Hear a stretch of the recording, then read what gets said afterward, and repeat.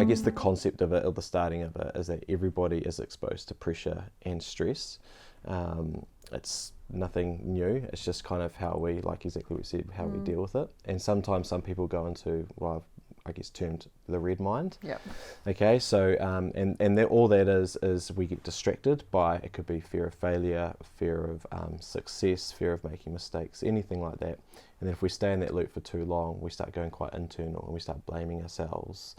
We go into the me. And then if we stay in that for too long, then we kind of have a bit of a victim stance, which is poor me, I'm not good enough, I don't deserve to be here. You would have heard of like imposter syndrome type things. So it's just helping people to understand that that's part of the loop that they may be in when they're struggling with dealing with pressure or stress. And then what we have is we have below the line behaviours, which is what we would see if a person is in red mind. And so I've kind of just termed that like an SOS. So S stands for they'll shift responsibility. So you'll see people pointing the finger or justifying their behaviours. O means to overcompensate. So people may like over-prepare, over-plan. In sports teams, you might see them go outside of their position or play because they're not trusting other people.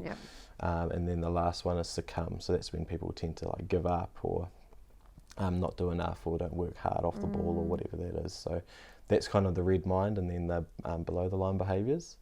And then typically on the other side we have like where the people are in the green mind. And again, that's kind of more like a triangle. So it's when people are choosing where they want to go, what they want to connect to. And so at the top of the triangle is about connection. So when people are in green mind, they're connected to their values, their teammates, the things that are actually important to them. But then being too connected all the time isn't always helpful. So you've got to think about, especially in sport, I need a bit of competitive edge, a bit of grit and grind, do what I need to do to actually make sure that we win. So we talk about edge, and then on the other side is, other end of the triangle is about focus. So just focusing on like the simple things, the one or two things about your role and what's actually important in that moment. And so then what you'll start to see is the above the line behaviours. And so again, it's about acting or ACT, which I've just taken from basically another psychology principle of acceptance and commitment therapy, which is basically A just stands for adapt. So you notice most of the best performers, they can adapt really quickly on the spot. C is courage, which is a personal favourite of mine. And then with many of our David Galbraith. Yes, totally. It's a shout out to him. He's a big influence for me. And then the last one is T, is trust. Trusting yourself, trusting your teammates, trusting the support team around you.